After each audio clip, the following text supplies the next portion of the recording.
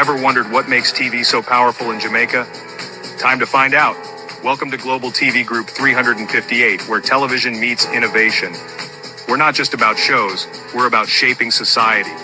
In Jamaica, TV keeps you informed, connects diverse voices, and supports democracy. Imagine a Jamaica where broadcasters unite, sharing data and collaborating globally.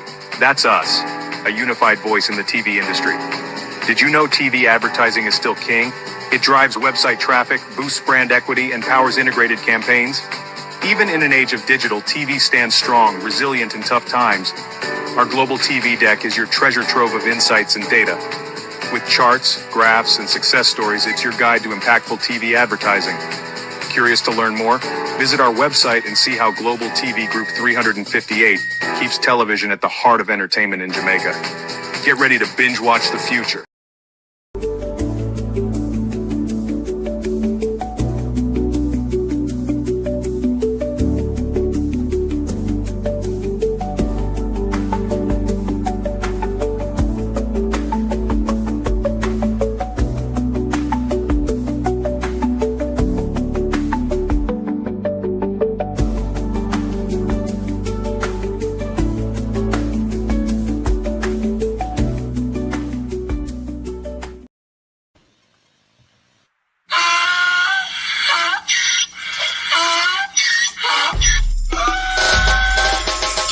For me again, you can't for me again. You hold me down for a very long time. Can't buy sugar, we can't buy lime. Can't buy scallion, we can't buy time. You can't for me again. Can't for me again. You can't for me again. You hold me down for a very long time. Can't buy sugar, we can't buy lime. You touch up line and a resort to cry. You can't for me again. What we gonna eat no money, what we at you, eat no at you. Covid money, me say we eat the your little rat you. Use the youth, the money, waste and bust a man to statue. Say me like a catch you, but bigger than a figure you. Take the spit of money, God, and say that is not you. On the head, the man above him, him a got a bed. Too much it in the kitchen, some a fly well like a pot too. The singers and DJs and social media's coming at you. It burn me, 300% free. it burn me, Garbage pile of the day. it burn me, Give the teacher them it raise. burn me, I see corruption it please. burn me, Mash down the people them house. it burn me, Every day appear arms out. it burn me, Appear money them a thief. it burn me. And them a sell out with each. Can't for me again, you can't for me again.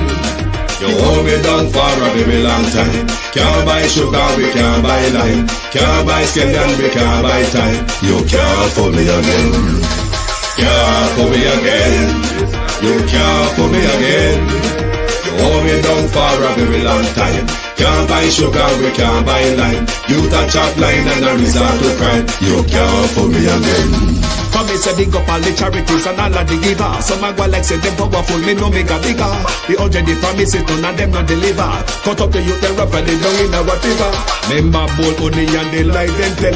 Corruption smell and they pocket them swell. When police don't a market like Satan out of hell, go mash up people start like thief when them sell. It burn me, Or they treat the market man. it burn me, Or them a treat the cat man. it burn me, Or they treat the peanut man. it burn me, Or them a treat the dirt man. it burn me, Or them a treat the son man. it burn me, Or them a treat policeman. it burn me, How them a treat soldier man. it burn me. How them a treat everyone.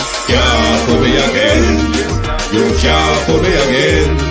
You hold me down for a very long time. Can't buy sugar, we can't buy lime. Can't buy scallion, we can't buy time. You can't for me again. Stibbidim day, stibbidim day, stibbidim day. We in Global TV say certain kind of friend we no cape. And some informer friend we lovely. We in Global, bona fake friend and bona tape. We in Global, we not promote them, we not support them. Look at them on the cheek, come here represent for. We in Global TV, check it.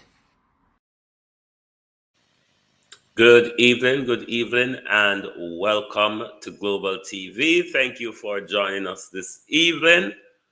Not the best of myself. I'm a bit under the weather.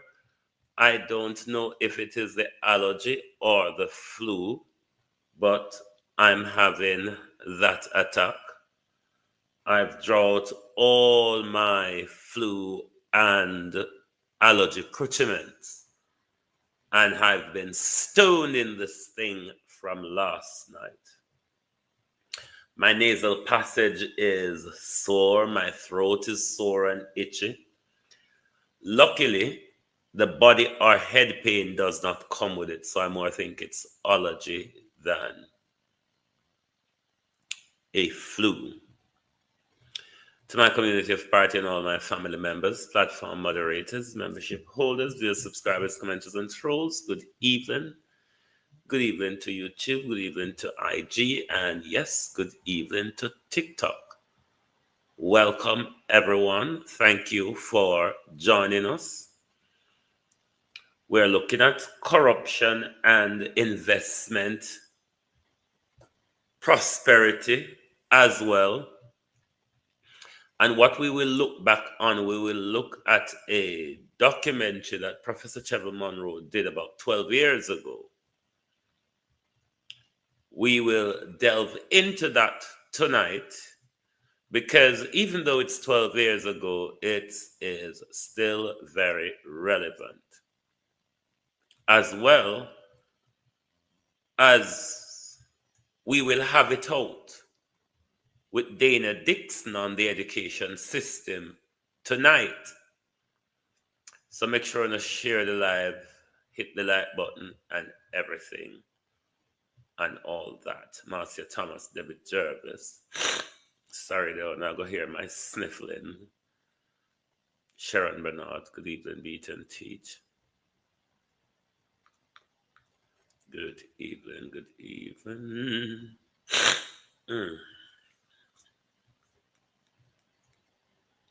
It's the allergy scratching. Gloria Morris, good evening, JP. Good evening and welcome, Sharon Bernard. Wagwan. Miranda Roddick, good evening, good evening. Jeanette McIntosh, with a Don. Sandra Ellis, good evening and welcome. Let me see over TikTok.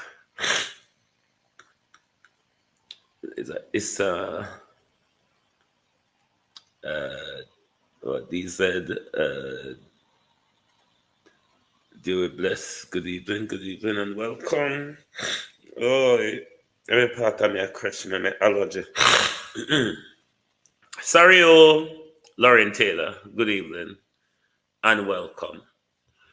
We will go straight into Damien, good evening, Jamrock 8766. We will go straight into that documentary Professor Trevor Monroe did years ago.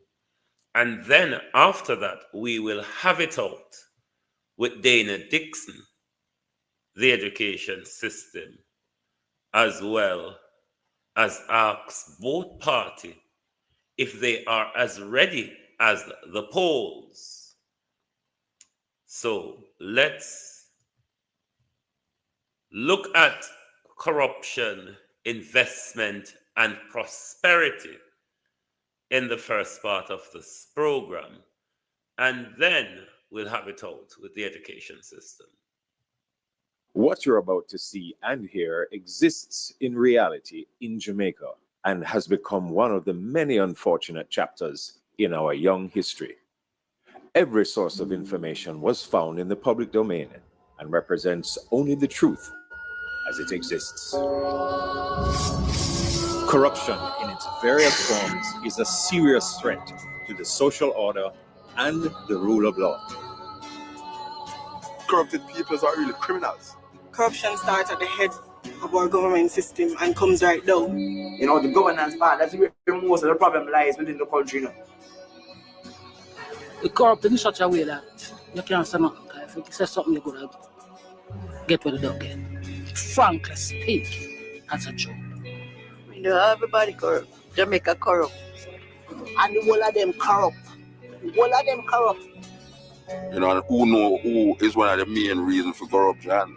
We are a corrupt society in so many ways. We maim, harm, and kill each other too quickly and for no good reason.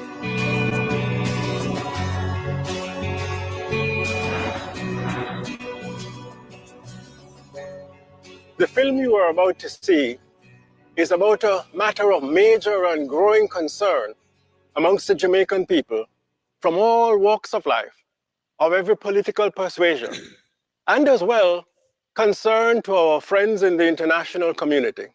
It is about the costs of corruption to Jamaica and to each and every Jamaican. We are truly proud as Jamaicans of our achievements since independence, but we could have achieved so much more had we brought corruption more under control. I am Professor Trevor Monroe, Head of National Integrity Action, and in the next hour, you're going to be hearing from experts dealing with different episodes of corruption that have bedeviled our country and our progress over the last 40 years.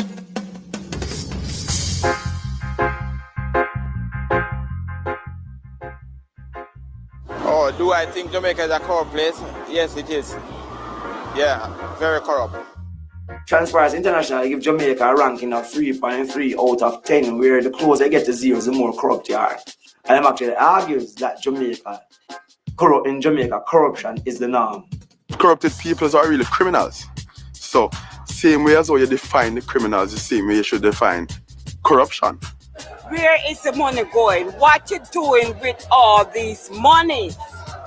But many people have reported that the experience of low-level corruption has diminished considerably in recent years. So what the score probably reflects is the continued existence of high-level corruption, which really reflects the way that our political system is still contaminated by links with organized crime. I think the government needs to be more interactive with the people of the country. I think they need to know what people want for the country and not just decide for them. In reality, if it was the lower level end persons only in the corruption, I mean, that could have been dissolved a long time. Because the higher level would come in and vote for that. See, if the king is corrupt, then his soldiers gonna be corrupt. And his followers gonna be corrupt. I'm not saying the government is corrupt, but I'm saying it is coming from the top end level. Corruption starts at the head of our government system and comes right down. So it's not, I can't comment on corruption because not that I'm not aware of it, I know that it exists, but where it starts from, where it comes from, I cannot tell you. My particular concern is the complicity of government and those who are in political leadership and what they should do differently and how they allow things to go by and even contribute to public office being misused. When we have Marlene never really was Marlene, go forward with actually prosecuting someone of status with these laws. And I think that is really what perpetuates the crime of corruption, you know. I feel corruption is not a small man or a big man issue. It's an everybody thing. We are supposed to look into it. You understand me?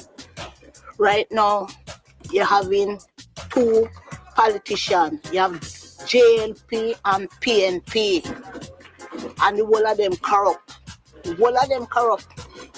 At the political level, there's a lot of anecdotal evidence and people that speak to you off the record about wanting to do investments in Jamaica, whether local investors or foreign investors, and feeling that either being outrightly asked to pay for services or feeling that because they were unwilling to, then whatever ideas they had did not get to the top of the chain.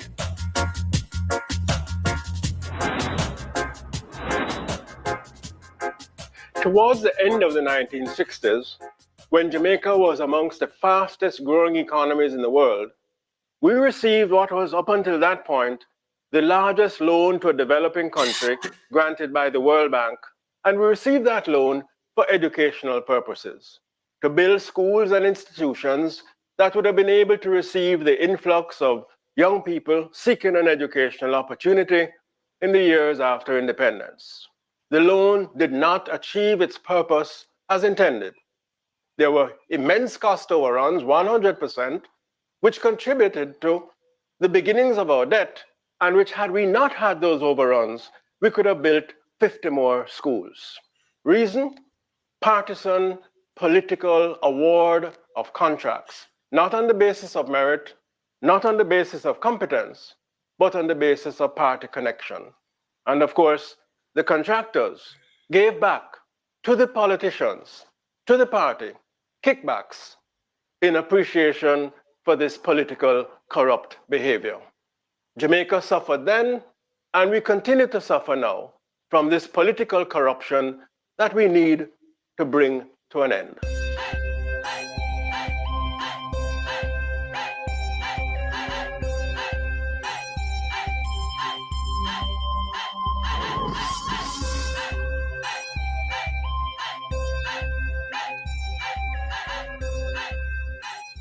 Education is a key.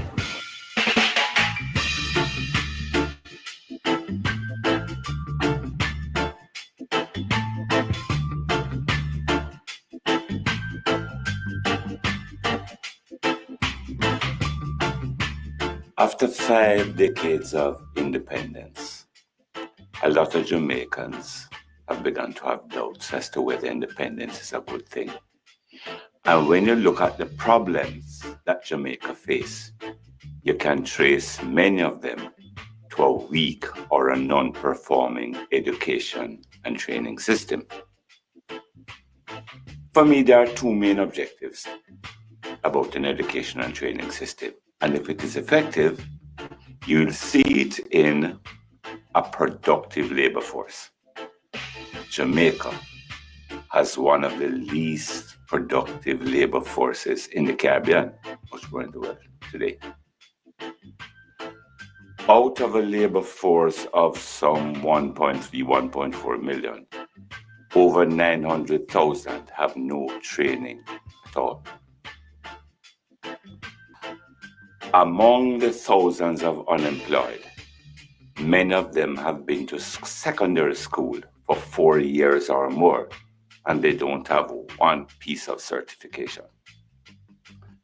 The second objective about an education and training system, and if it is good, it does what I would say, build a more socially cohesive society.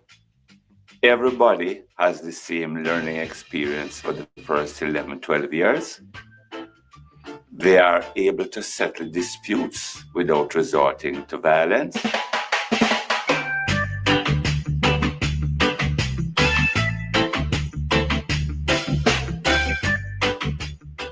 Ignorance, I mean, the simplest thing, they will probably blow out and take it out of proportion and act aggressive towards, while other persons with a more intellectual level will probably reason it out.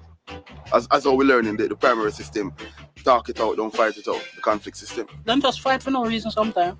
Legal is this thing escalate and get out in a big fight. If you are educated, then you will know what to say, what to do, and take a stand. It's not because a politician put a money in your pocket, I put something in your pocket, you can say, yo, I turn a blind eye to certain things. You need to be more educated in doing stuff and some of the things that you're saying.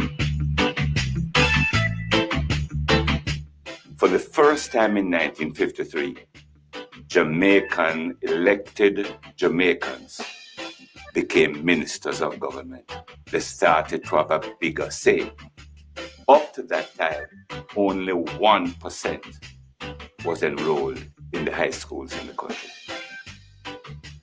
And so, the decade before independence, Jamaica was well on its way to establishing a first-rate education and training system. On the technical side, the College of Arts, Science and Technology was established. And the technical schools, Kingston Technical, Homewood Technical, Lintel Technical, and then St. Elizabeth Technical, were all given a modern science curriculum.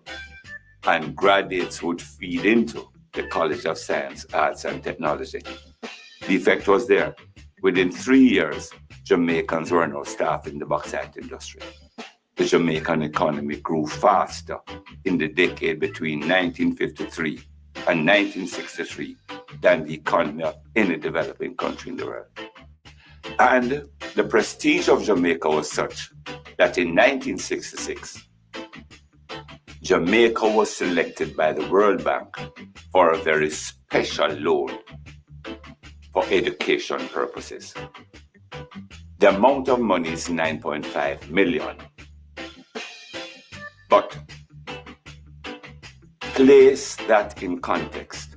for the 10 years, or for the period, more than 10 years, between 1953 and 1966, only 4.5 million was spent on secondary education.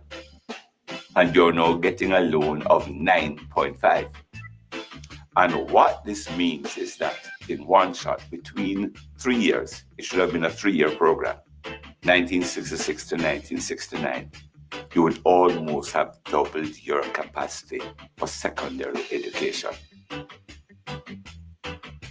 The way how we spent it gave education and training a setback from which it has never recovered.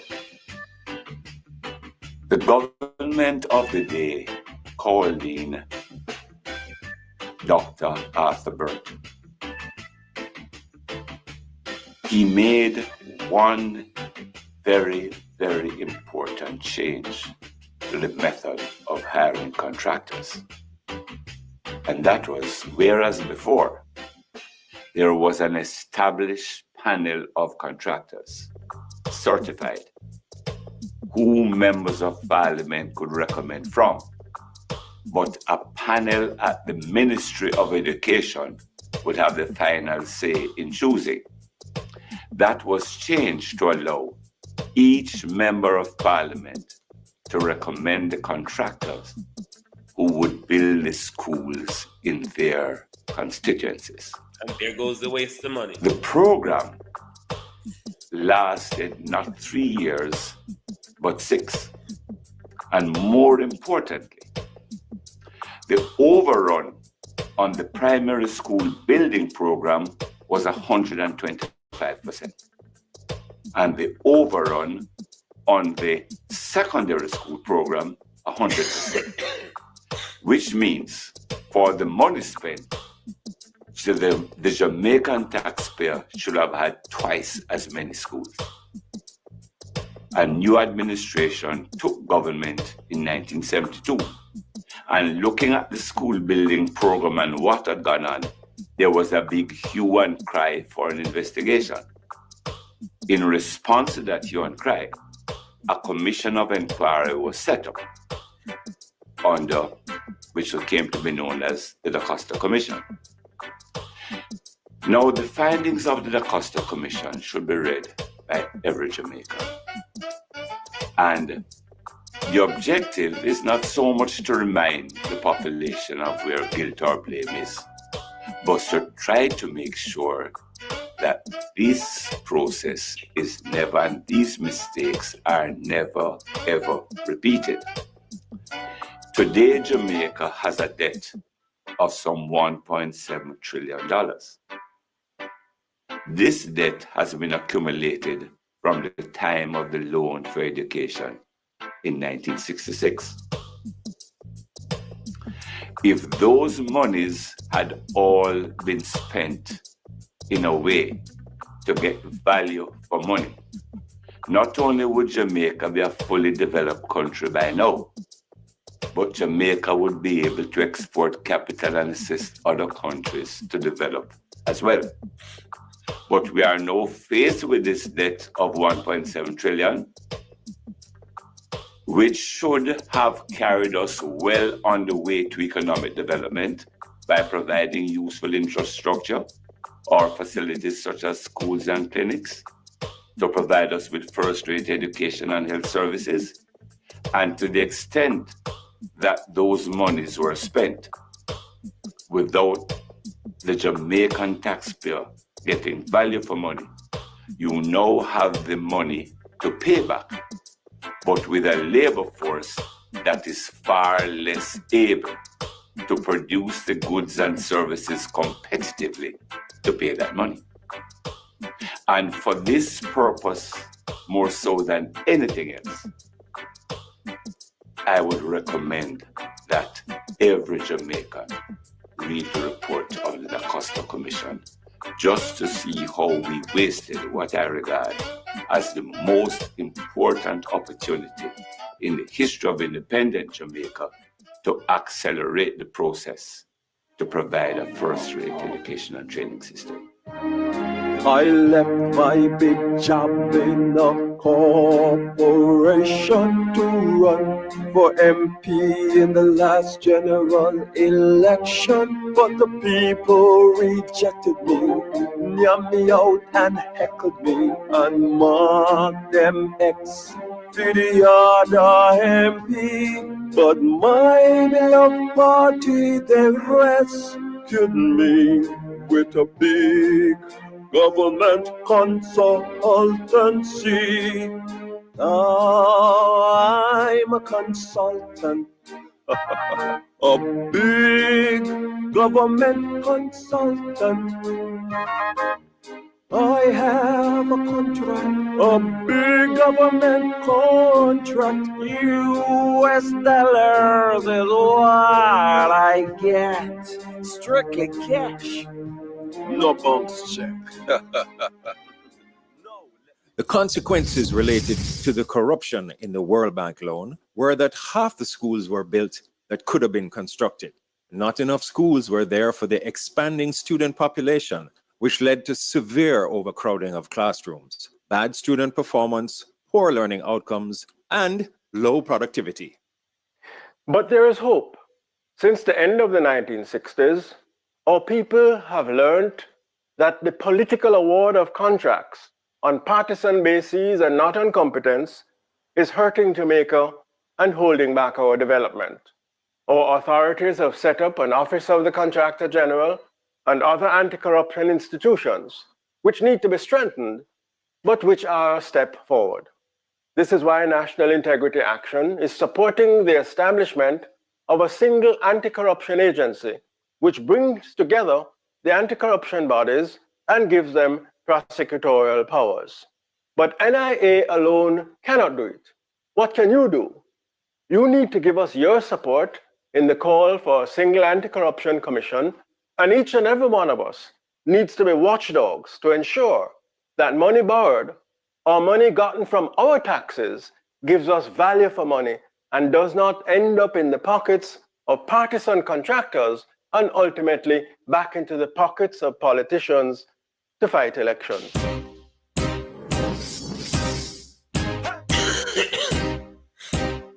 What this animation shows is the development of two countries, and we've picked Jamaica and Singapore. And you can see in the background there, the year is running like a clock. Singapore is picked out in red and Jamaica is picked out in yellow. And you can see the two economies developing almost in parallel throughout the 1930s, the 40s, the 50s, into the 60s. And there we get to the crucial year, early 1970s, and you can see what happens. Jamaica's development effectively stops, while Singapore continues on a high growth path. So I will argue that the data put forward by Transparency International speaks primarily to what happened in the farmer space, because that is the place you can monitor the most. Nobody tries to study in farmer space because it's too dynamic and a bit too expensive. So most of these information coming out is really about what we know as a regular business people. It's not even so much you downtown when you sit on the road doing them thing.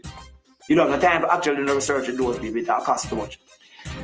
So if you take our more moderate estimate of 7.5% and say, well, if we aggregate that cost over the last 40 years, what does that add up to?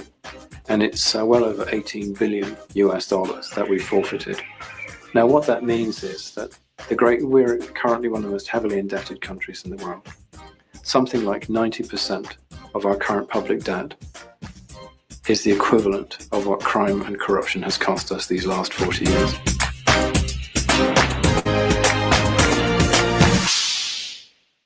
In 2011, 2012, almost 1/4 of Jamaica's people lived in squatter settlements.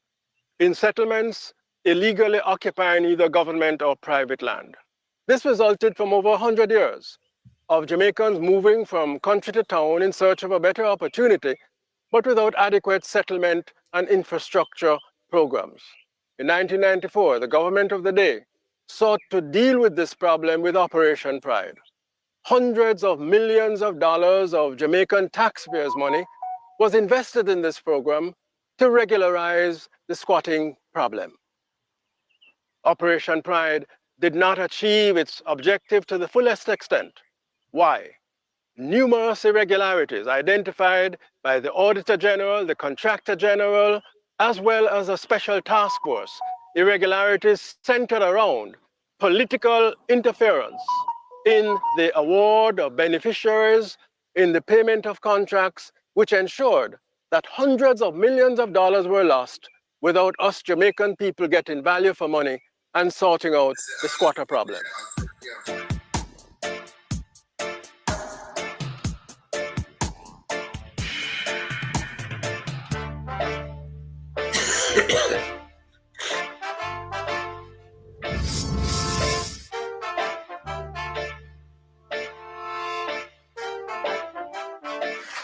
And that is why, from the very start, I built a fundamental element in Operation Pride that would make sure we no longer were distributing houses or land based on political affiliation. Talking about housing in Jamaica and how difficult it is to get a house. I tell you straight up, it's hard. I'm not even put it for say. It's difficult, it's tough. I came home from my studies in 1994, May of 1994, heard about this grand announcement by the government of Jamaica to deal with a comprehensive land policy that would alleviate squatters. People don't want to live in the country. People want to live in a town. And take for instance, like say Mona Common. People don't want to move from there because of some ties. They have a lot of ties there, so they don't want to move. Well, my parents, I don't think they had a choice back in the day based on their background. So they founded this land and was living on it. It is what it is, a squatter community, because we just found the land and lived on it. So it's not that, oh, we're just squatters. I don't think people even look at it. If you go around and you ask people, you're a squatter, they won't be able to tell you what it is. They just know that they're living, right? So if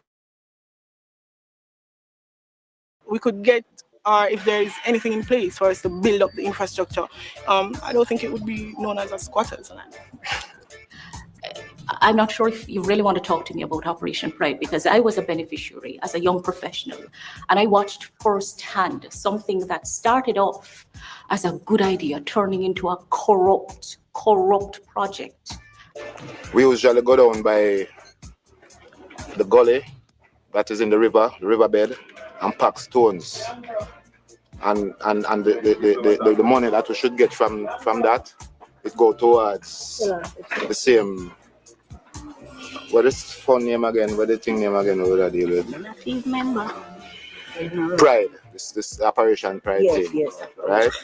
So over the years now, it's like the whole of us as citizens here, most of us had tally books, and we used to show because we expected to, come out of this doldrum we was living in because of the plans where them come up with us, to us with, It was something that was supposed to provide a housing solution. In fact, the model was that beneficiaries were also to be part of the equity, the sweat equity. So whomever had skills, you would put your skills to play in creating the communities. There was this group, and we started throwing money with the intention that we would get a house somewhere. At least I supposed to still have my book with 11,000 in there. I don't know where that money gone. They don't give out the land. We just have the paper. The paper is to show that we are part of it. We paid our money, and you are one of the beneficiary whenever the program get underway and houses are built or whatever it is. They came in and said we could join this thing and throw money in a tally book. So it's like we go and throw it by the NCB Bank, which used to open in front of the Shell station there in Ligani. The project was estimated at around $7 billion, and it should have ran from 1994 to 2007. In 2012, I have heard people saying, I still haven't gotten title. I have paid for the lot that was given to me under Operation Pride, and I still don't know what is happening. I see so many of the Operation Pride sites where the infrastructure work is incomplete. A crying shame. All right, for Operation Pride, I see a lot of people get help. Seriously. But it's like friend of friends. When I use friends of friends, I use it like this. If you're in a certain community that generates a lot of votes, then that community will get a little help. When we use a little help, like say Rockford community, Pleasant Heights, and them places, because of the strong ties within the political, not here if JLP or PMP, they will say, all right, then we are push out things to help them people there, to have them own house. You understand me? And everybody Operation Pride help. It's not everybody Operation Pride help. There was a lot of interference politically, because I witnessed firsthand in some cases procedural irregularities. If you're part of a project and you have the minister assisting, because when this is government driven and you're looking to who is at the helm of it for assistance, and then you realize sooner than later that even as you seek to build communities through these Operation Pride, you're building a nation. Part of what went wrong with Operation Pride, there were a lot of informal contracts. So what is the scope of the work to be done? Who knows? At what cost it is to be done? Who knows? As long as at the end of the day, some of the workers in my constituency or some of the people who support me politically are given the work. Many things went wrong, and a lot of Jamaican money government money has gone down the drain. We actually have one case in court for overpayments, and there are several others that if the evidence could be put together, should go to court. The fact is that in many cases, the money does seem to have gone into a deep dark hole. There is this expectation that once government work is available, it's going to be time for the supporters of the political party to get work with no reference to their competence, and especially in buildings. Every man is a builder. What is the standard at which they're building? Who knows? Road work, everybody can do it. Talking about the infrastructure side now of a project like Operation Pride, where roads have to be put in, water pipes have to be laid, whatever, the full works. And so many people, I have seen people on site who have no competence, really no competence, doing technical work. People are moving out of the area largely because of crime and violence, but importantly, because of the lag time in terms of infrastructure, road, water, and light. Has enough been done? Of course not, because we're still suffering from a project that meant well but has gone wrong. And what is even worse for me is that we do not learn the lessons. And so you have other projects coming on and you see the same things being done. And the cost gets greater and greater. Corruption, development, or democracy, there is a link. If you are tasked with the responsibility of doing something, you must be held accountable for it. And if that accountability includes, at the end of the day, a prosecution, then by all means. We don't even know where we stand right now. You see, call me fight me struggling and build up me. How cockmouth can really kill cock at times. It's an hour-long video. It's quite an interesting listen. I don't know if you want to listen it or continue with the rest of what me have to do, have it out with Dana Dixon and the education system. Can you know me not feel well? So me now go stay out here all night tonight. But from what we have heard in the video so far, as we all know, and as we've always been saying, both PNP and Labour haven't done us justice. Labour take the loan from the US to build the school them, do whatever them want to do with the money, and Jamaica end up in a perpetual debt that cripples our economy. PNP and Operation Pride and the house and the land and the people, them money and title, none of them have done us justice. If we have good leadership, we could have been so much more advanced. So much more advanced. But I wonder if Marlene Malahou Ford realized that things she's saying now, the things she said then, this video is about 12 years or more, is what she should actually be saying now. But she's actually playing quite a different tune. Quite an awful different tune now. Because it's how our politicians behave. When the boot is on the other foot, they sing, scream, and run, jump, and shout all over the place to garner our attention and our support. The thing is rather they heat up. The polls are heating up.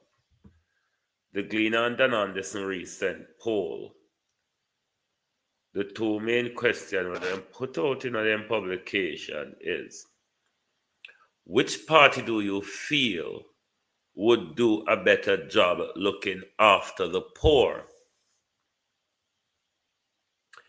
38% of the people said the People's National Party. And 30% said the Jamaica Labour Party. Don't mind the 19 and thingy the percent. Then the other question asks, which party do you think would do a better job providing jobs for the people? 32% says the People's National Party. 35% says the Jamaica Labour Party.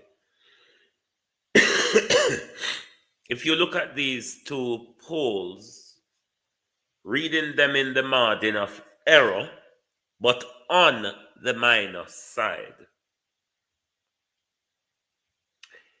it's not quite a great lead for any one of them. If you're reading it, if you're reading the margin of error on the minus side, it is really not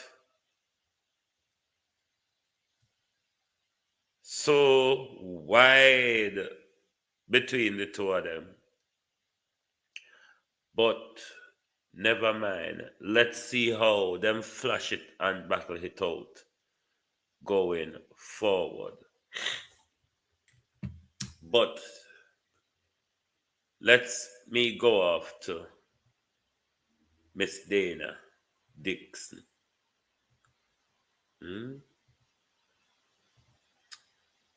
Let me take a quick break and then we have it out with the Minister of Education.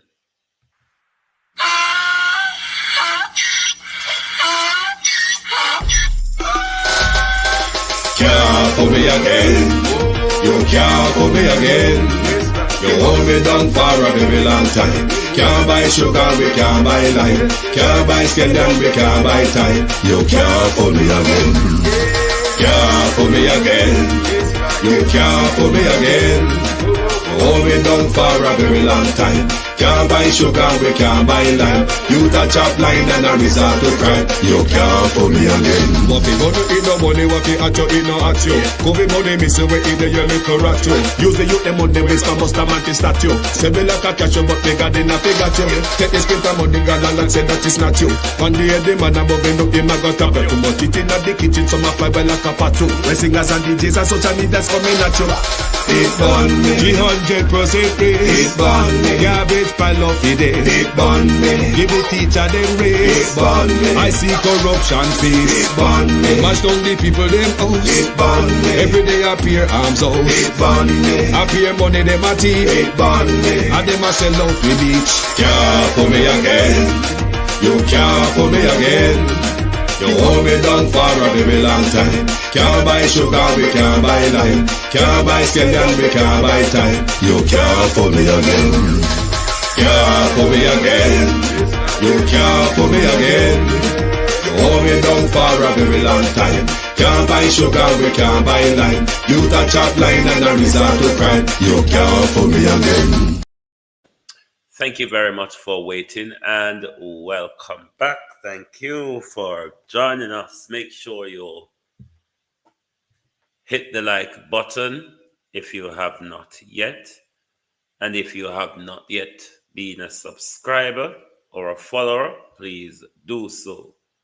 Now, Miss Dixon and the education debacle at St. James School that led Miss Dixon to have the conversation yesterday as having a legislative review of how the administrative affairs in our schools are run.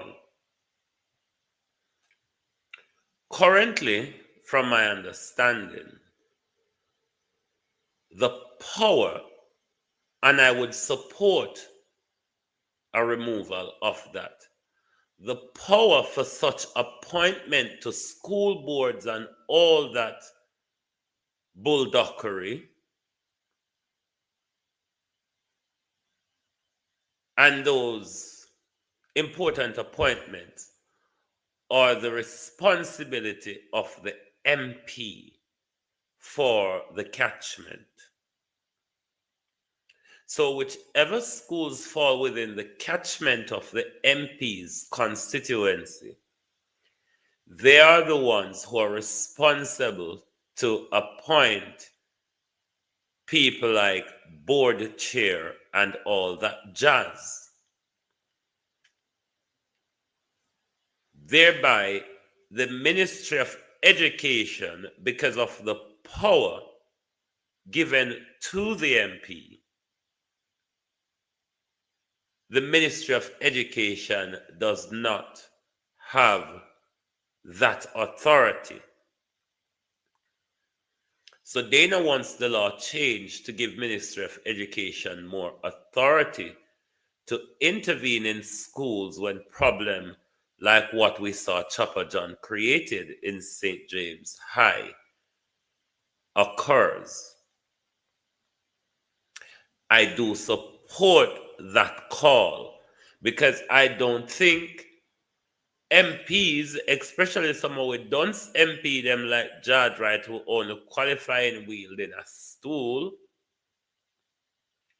ought to be given such power over how the educational affairs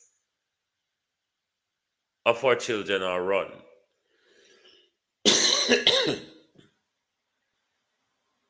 But then,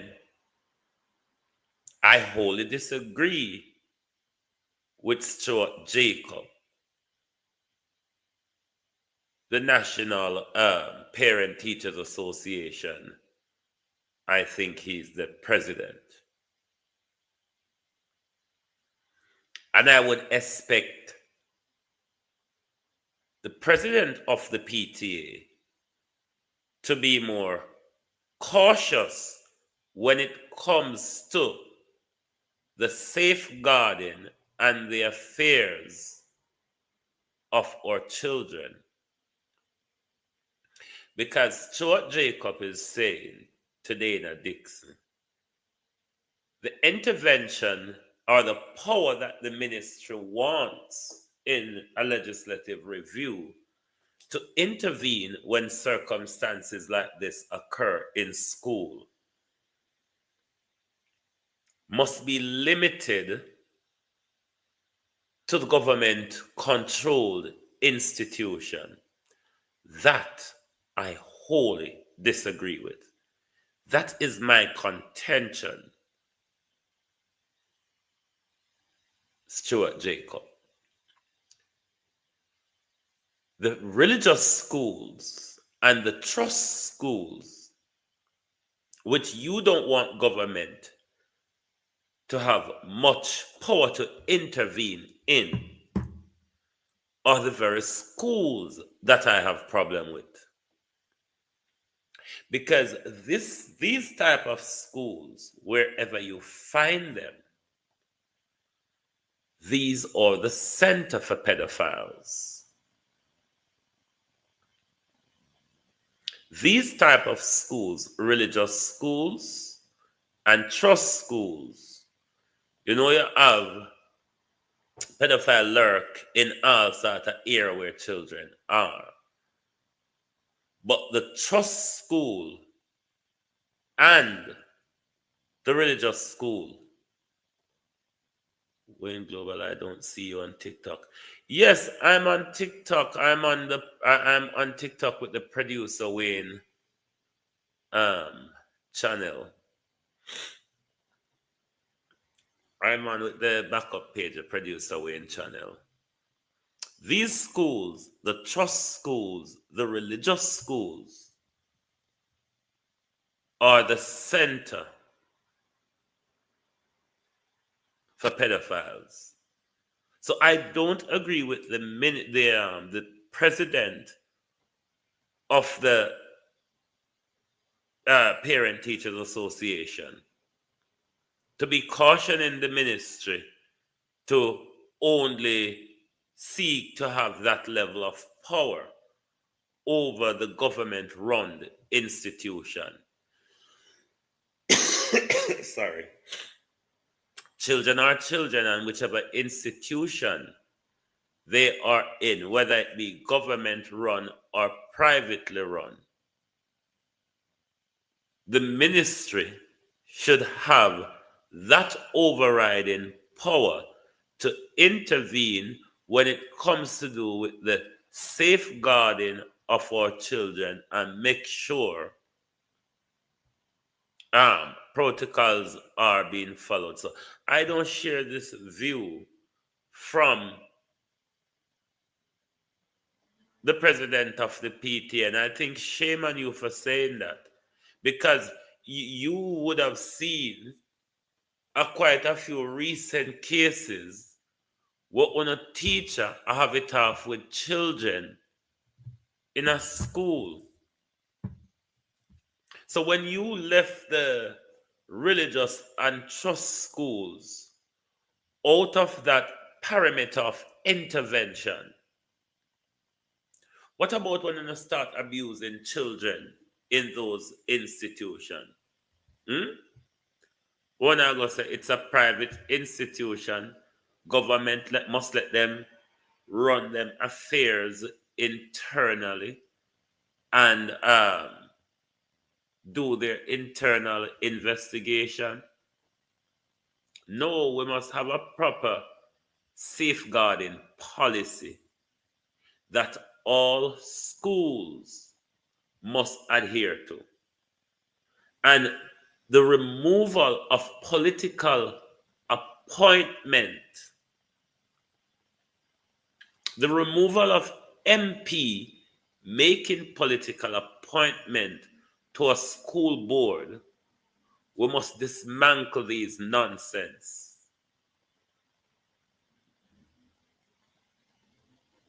Let the ministry do it, or the parent-teacher body appoint these people, but not an MP appoint their friend to such position whether them friend understand the appointment or not, or appoint their friend to run a particular agenda or to sabotage because there's certain top positions in the school which are of other political persuasion. We not have them something there. Do like Britain then. Kind of like Fimago things from foreign. Remove that power from the MP and place it in the hands of local government. Because a local government mostly do the day-to-day running appointment and them something there. School placement and them something there. All of these things are controlled at the local government level. This power, because I heard Lisa Hanna spoke about it before, that when she was first elected as an MP, she was surprised to know the amount of power that is given to her as an MP, which probably don't have the qualification or the administrative know-how to run those areas, to appoint people to key positions such as the school board, appointing people to the regional health authority, and some of these appointments. These must be removed from a single MP having such power to a local government where you have a more broader democracy within local government. Because if these things are to be done in local government, you have councillors there of both persuasion who can vote and debate on issues like those. But when you give so much power to a corrupt MP is going to do things how them want in the interest of them and their friends. So I support the call for legislative reform to give the ministry more power. But what I think the ministry also needs to do is to shift from giving MPs that power to those appointment powers within schools and hospitals within a local government region. The local government deal with the appointment and all those something, because at least there's a bit of democracy at local government where you have majority of the time you're going to have MPM, councillors on both sides. But when you give so much power to one MP, it's going to be abused.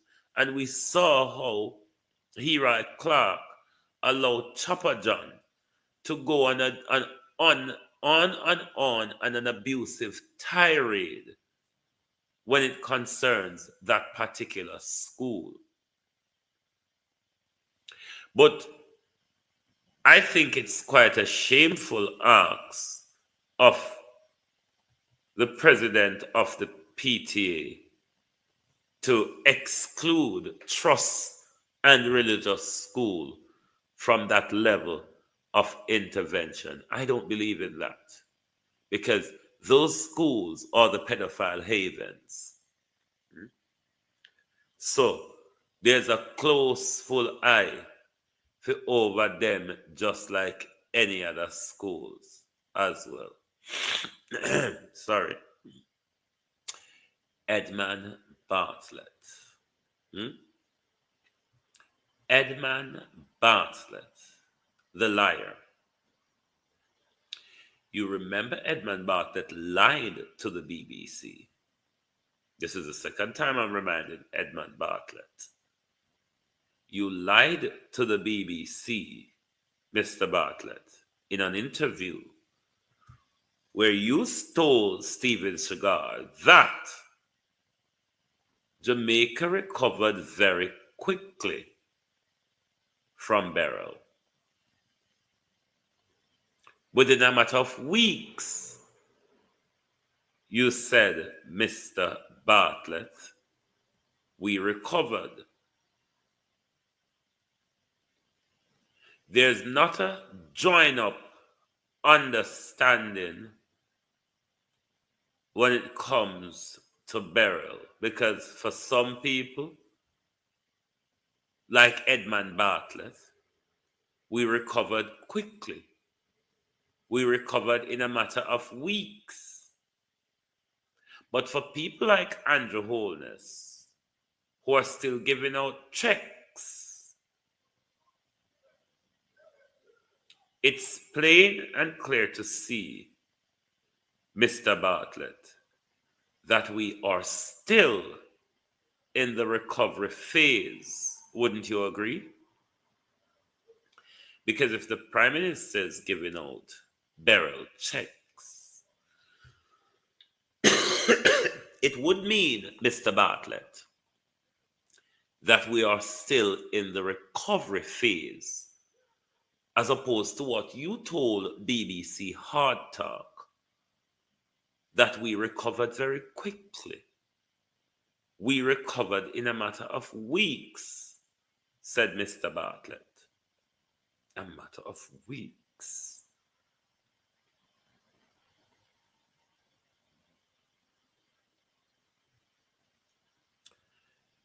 Andrew Holness distributing check, Mr. Bartlett, is saying something quite different. Lead me to ask a further question. If it is that we're not still in a recovery phase, was it, Mr. Bartlett, that the people were abused? I don't know what word to use to put it properly.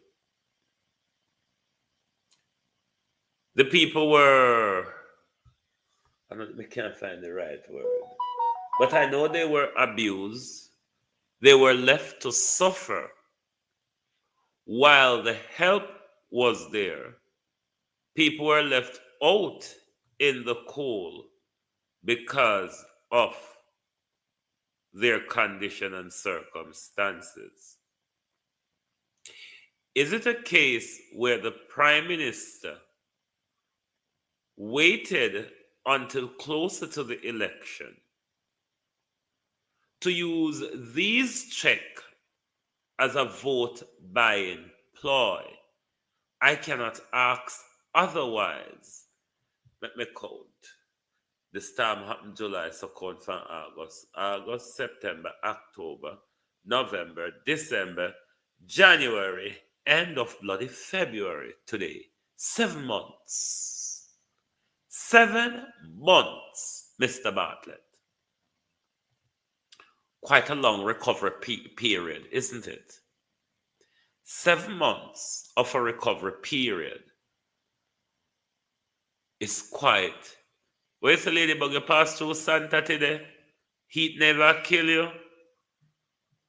Santa and Falmouth are two of the hottest place in Jamaica. You don't know where the sun them two places where sun are going in a Santa Cruz and Falmouth.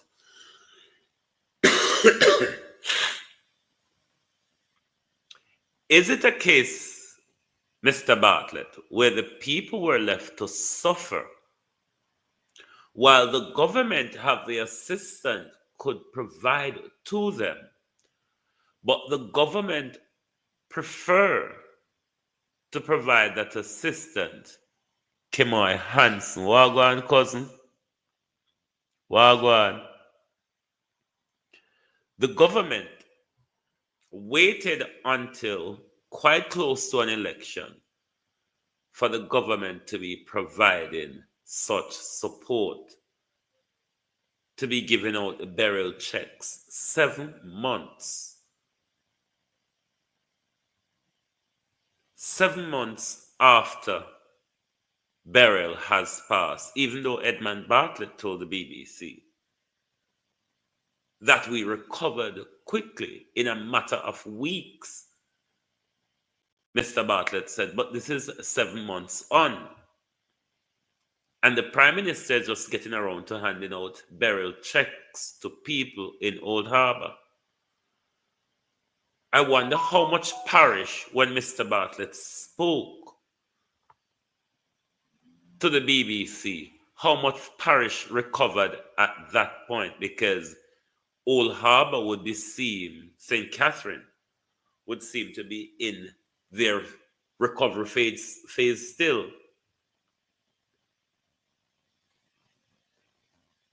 And this is the continuous lies.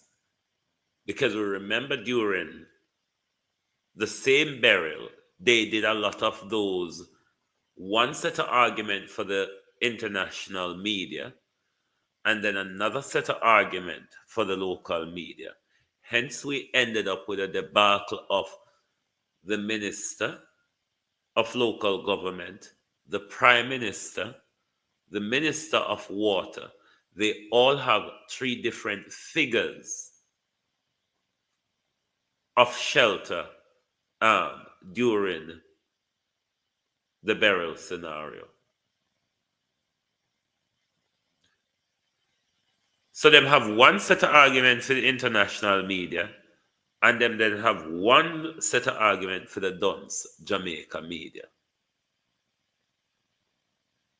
Because we keep hugging up and loving up our politicians. We don't hold them to account. We protect them. We protect them to commit crime against us. And then every day we get up and bawl, so we want a better Jamaica.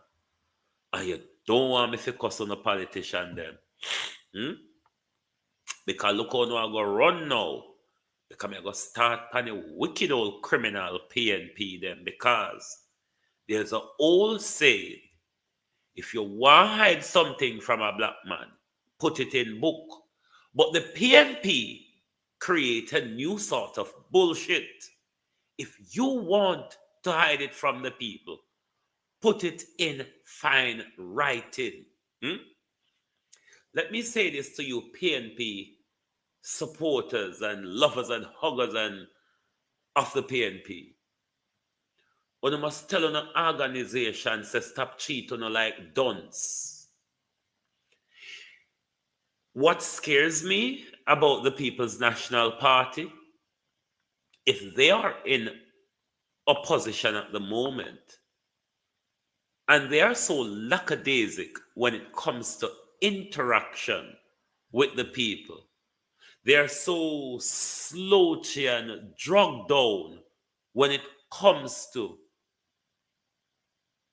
raising the bar to deal with the day-to-day issue that the people are concerned about. Look at the disgraceful debacle at St. James High School. Respect to Marlon Morgan, Senator Marlon Morgan, respect to you. You do a horrible job well, Mr. Morgan. You do a horrible job well.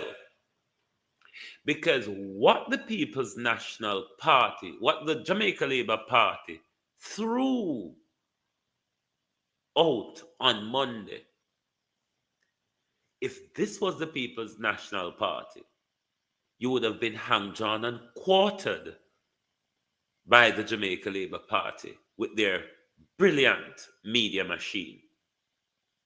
Brilliant media spin from the Jamaica Labour Party. You would have been mullered over by them. Now here comes Dana Dixon, opposition. Damien the excellent Crawford, who always can speak to us in an intellectual and logical and realistic way. Damien put out a page and a half of fine writing. What are you hiding, Damien? Damien, what are you hiding? Because the PNP, when them get up and writing and them fine writing here every day, them hide something. But let's look at it broader, Damien Crawford. You, lying Damien, who always come out here and talk about the amount of people who are graduating for the gangs. Do you expect those people to read, Damien, if they are graduating for the gangs? If we are graduating failure, Damien Crawford, do you think they'll be able to read your fine writing? Do you think old people with bad sight, because me with my young brilliant eye, with my 50-year-old eye, when me got me got my ophthalmologist today, Damien, and my ophthalmologist gave me a clean bill of health with high pressure sight and everything. Now strain my eye to read your fine writing, Damien Crawford. Uno is more arrogant. You PNP, Uno are more arrogant than the Jamaica Labour Party. The Jamaica Labour Party, they will come out and they will go on disgraceful and all that. But Uno young set of PNP, Uno Mark Golden set of PNP is one stuck up set of bullshit. The Mark Golden PNP will claim that they have class and claims that them do things clean. How you can write so we understand? How you can speak to it directly? If the PNP cannot speak to us directly while in opposition, I would encourage you to be fucking careful when they become government.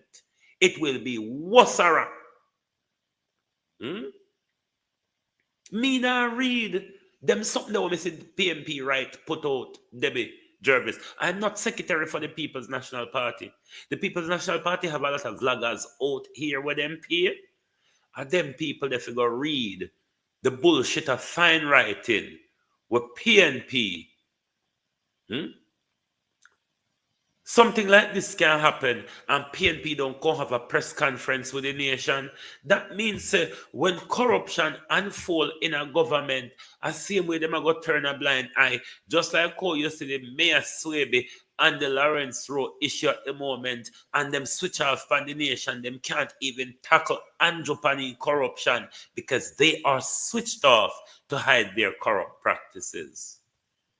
If the PNP can't give with them policy, Andrew come with so much corruption every day, and the PNP can't even have a press conference per week. PNP do the most press conference. Tina, stop the lies. Stop the lies. This is what on a PNP do. No always come over here, come back up Mark Golden and him bullshit. But call election. Uno don't ready for the election, cause no divided. Uno don't ready for the election. Uno divided. Uno fi talk the truth. There's so much things that JLP gave Uno fi have press conference about. I wanna sit down and Uno put out fine writing. When JLP will just come out with a press conference, come tell lies. Uno stop back up for Mark Golden and the slackness. Uno did it for 3 years. Thank God for Dr. Campbell. Thank God for Dr. Campbell. Without Dr. Campbell, the PNP would be as dead as Mark Golden. Without Dr. Campbell, the PNP would have been as dead as Mark Golden. There's no life in them when it comes to Jamaica. All PNP do is work to get back in a power. That's all PNP is doing. Work to get back in a power. Andrew give them meat and bone every day. You think to send a PNP board member in a school could have shut down a school for days like our Chopper John do? And JLP don't have big press conference about it, speaking to the people, address the issue. All Damien Crawford think he can do. Richard, on a hypocrite PNP, come off from my page if one thinks every time me talk, me fi tear down Andrew. Come off from my page. If one think to say, Golden and PNP don't forget criticize. Come off of my page. I'm not a PNP. I'm a labor right. And me tear down Andrew every day. So if me feel like criticize my Golden and I don't like it, come off from my page. It is simple. Come and ask a bullshit question every day. Because you hear me talk about money for about hour. From both come out and have an interview, me talk about money every day, but you can't ask the same bulldockery. No, because on a don't want Mark Golden and the PNP to get called out. Yes, Janet, Andrew a thief, PJ was a thief, Portia was a thief. And Andrew was a thief in Jamaica. PJ was a thief, Portia was a thief. That's just the truth. So you don't expect me to come out here, come fight my golden battle. I'm not a paid PMP, no politician can pay me, not take no pay for you, come like talk with my conscience. You don't want to hear say, leadership is leading with lackadaisicness. Leader not do well. Leader not leading on behalf of the people of Jamaica. Mark Golden is leading PNP to win and come back in a power. But Mark Golden is not standing up for the people of Jamaica. Because there is so much that Labour do every day that Mark Golden them can address and keep constant in the media. Look at their social media machine. Look at the PNP media. Nikita Birchall is useless. One not gonna realize it. The fact that PJ never have 28 bank account, him never have 28 bank account, but him outbid Brad Pitt to buy a house in the south of France. What happened to Traffic Guru? What happened to Cuban light bulb? But no, going like PNP, no criminal in this country. Don't come on my page on the bullshit. Why you don't tell Mark Golden to come pay tax in Jamaica? Why you don't tell Mark Golden say you're a millionaire like Donald Trump, you don't need to collect salary from poor Jamaica? Mark Golden are ripping off and a niamon out because Mark Golden have all them riches and Mark Golden still a take housing, telephone and all sort of other allowance from Uno. But when you already hold on to cost Donald Trump, cost Mark Golden were a millionaire, same like Donald Trump, and have them all heap of money invest abroad and pay him write tax to Jamaica people, him do legal tax avoidance, which is not ethical. So you don't come over here, come take my page as a PNP page. It's just not. It's a page to deal with the affairs of Jamaica. And Mark Golden is not a good opposition leader. He has not been showing that. If every time people for proud and poke Mark Golden to come out here, come talk. So if you want somebody to hold Mark Golden and caress his ego, or if you want somebody to caress PNP ego, go to one of the paid vloggers. Don't come here. Don't come here if you think this is a PNP page. Because of the things that when Mark Golden, people call Mark Golden name, or if you go off and on no skin. Mark Golden is as corrupt as Andrew. Why Mark Golden, like millionaire Donald Trump, don't refuse? Say, stop me out on Jamaica people. I claim all these expenses, but is not paying his fair taxes in Jamaica. And that don't figure concerned about. Ask Mark Golden and the PNP, what are they hiding from UNO? Why everything them put in an extra fine writing and them don't want to talk to UNO. If Mark Golden and his team is so afraid to speak to UNO now in opposition, imagine when the corruption start rolling along in a Mark Golden's government. They will go slam dunk on you all. So don't come over here, come think, say, I am here to prop up your slouchy old bug of a Mark Golden, who for 3 years he cannot even get the basic of his image, political image right. I don't want people to come over here, come celebrate Mark Golden. What integrity Mark Golden is coming with when Mark Golden cannot pay us tax, when Mark Golden is getting a big salary from us, and Mark Golden still a take housing allowance, this year allowance, because the system allows them to do it. What about his moral conscience? Don't come on my page with no bullshit. Uno PNP, uno more backwards than the labor right them. Because you see one thing with the labor right them will turn up and them will cuss you. Them a hug like that. But uno the PNP, uno don't have the tolerance to listen when uno don't agree with people. And that make me say uno darker than the labor right them, kind of very, very low in our tolerance. Every time people talk, they must agree with uno. This is why Andrew Holness is going to win this next election, the direction where UNO PNP are going. Because Andrew had the money to buy the election. Him have the electoral commission and all of them something there in office. So Andrew is in a good place to win the election. Andrew Holness and the Jamaica Labour Party got a very well-oiled media machine. Tell me who over the PNP can come out and address anything other than Dr. Campbell, who is silenced now by the Lawrence Rowe and the mayor say this scandal. So don't come on my page with no fuckery on a useless PNP. Don't come here with it. Go to the PNP them where Mark Golden pay. Okay? I am not one of them. My 6 years of legal education was paid for by British taxpayers. My 6 years of legal education was paid for by British taxpayer. You think me couldn't take that?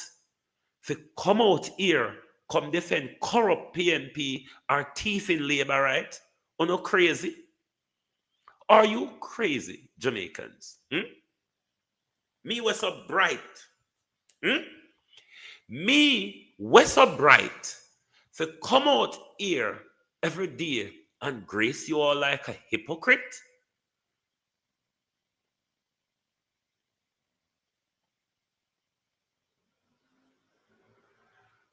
Colleen no could have mad. PNP corrupt. If Mayor Swaby never use taxpayers' money in a corrupt way, them couldn't come adjust the situation.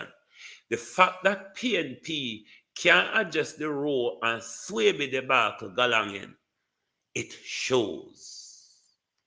It shows. But me telling you something. Holy pound, I go shame like dog. When Mark Golden start roll out corruption pound, Mark Golden we are investing money in the Caribbean. Him not invest in Jamaica. Him not provide employment for no Jamaica. Him not provide housing for no Jamaica, but him provide it into tax havens. Mark Golden not pay no fair amount of tax because him have him something them in a tax haven. But at the same time, Mark Golden is on the second biggest salary in our country. And Mark Golden still use the rules to collect free money. Free money. Richard, go suck your mama. When me sit down here every night and I tear down Andrew, me not mad, but me mad tonight because me a pint out the pussy hole is him in a PNP and the Golden. One is a set of so-and-sos. You PNP, one is a useless, thieving, criminal set of so-and-so. Look back upon the scandal and see if you're not clean. Look back upon the scandals in a PNP and see if there's anything clean about the PNP. Nothing. So don't come out here with no bullshit. Corruption is corruption is corruption. Labour thief and corrupt, PNP thief and corrupt. What's your problem? Why you don't want lousy, slouchy, senile of a Mark Golden, corrupt Mark Golden to be criticized? Mark Golden and the PNP we are talk about import license when Mark Golden and Omar Newell and Peter Bunting them have import license and do the same type of things. You all are a bunch of corrupt thirds. Useless. And that's why Andrew is going to win and continue with the corruption with the whole away try to get rid of. Because you PNP are some dull piece of bullshit. Anyway, thank you all for being here. Even the bullshit of PNP that turn up tonight with them bullshit on TikTok. Thank you for being here. You make my evening. Lovely to have your support as always. A Funo country and a Uno I bear the brunt type because anytime them I deport me from one African country going to have to take me. You understand? And even if they send me a Jamaica, me head to an African country. ASAP. Candies, Fabs, Wagwan, cuz welcome. So uno corrupt, thieving, traffic guru, light bulb, Gilbert Zinc, and all sort of scandal. Uno stop going like uno clean PNP. Don't do it. Don't do it. Uno don't clean. Don't do it. Uno dirty. Labor dirty. Me cuss labor, I'm not happy about you. Why when me talk about PNP, you get up in a crebe skin and think to say, me afraid I know or think to say, view important to me. Me qualify to go do a lot of things. So if you don't want to view, you don't have to view. But don't come over here, come go on like this is a golden pay for the page. You understand? Don't do it.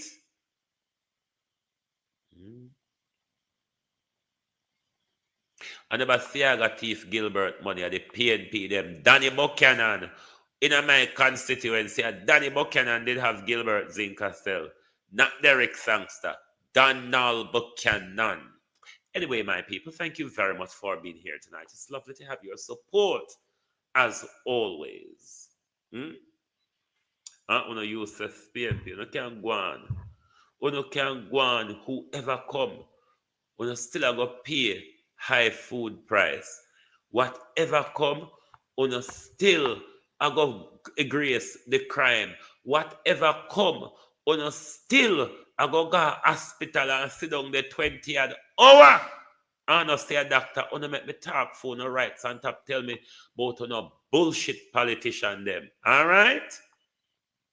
So thank you all, everyone. Lovely to have your all support. Listen, yeah. Don't tell me if you no run. You idiot Richard Dale, you come here for problem tonight. You come here for problem tonight. You don't have a talking point because you know everything I'm saying is true. You do not have a talking point because everything that I'm saying is true. I don't know it. PNP is only hoping on Andrew's failure. And do anything do not do nothing for winning no PNP. It's clear and plain for everybody to see. PNP ain't doing anything to win. Thanks, cuz. Thanks for the donut. PNP nah do nothing for win. What PNP is doing is hoping that Andrew failed miserably. That's not leadership. That's not hard work. Praying for somebody's failure is not hard work. Golden and his team ain't doing jack all or much to win. It's Andrew failure. It is Andrew Holness's failures that are giving rise to the PNP, not that the PNP is doing great themselves. You understand? It's not that the PNP is doing great. It is that Andrew Holness is failing miserably. All right? Miserably. At that, Uno a hinge and bet pan. But what if Andrew buy it from Uno? Hey, another 5 more year in the dark. President Andrew Michael.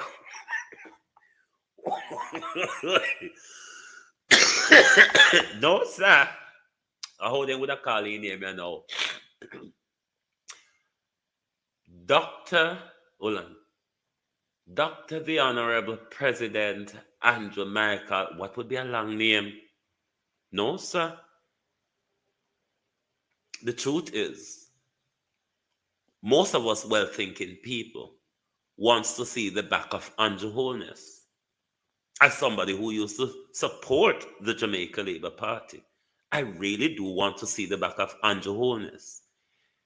The question is Mark Golden and his team ready to lead Jamaica? Is Mark Golden and his team united enough to lead Jamaica? Or will we have a divided government like we now have a divided opposition? Thank you very much for being here this evening on the Global Television Group. Join us right back here tomorrow morning, if the flow will knock we down further, for your At a Glance program. Thank you very much for watching. Good night from Global TV Group. If you don't like missing out on the latest shows but still enjoy classic hits, then Global TV Group 358 is your perfect match. Global TV Group 358 isn't just another channel, it's your ultimate TV experience. From breaking news to binge-worthy dramas and timeless classics, we've got it all. Our unique blend of original content and global favorites means there's something for everyone. And guess what? With GTVG's seamless streaming, you can watch anywhere, anytime. Plus, our interactive features let you be part of the action. So, whether you're a seasoned binge watcher or a casual viewer, Global TV Group 358 is here to keep you entertained day and night. Don't just watch TV, experience it with Global TV Group 358. Subscribe now and never miss a moment.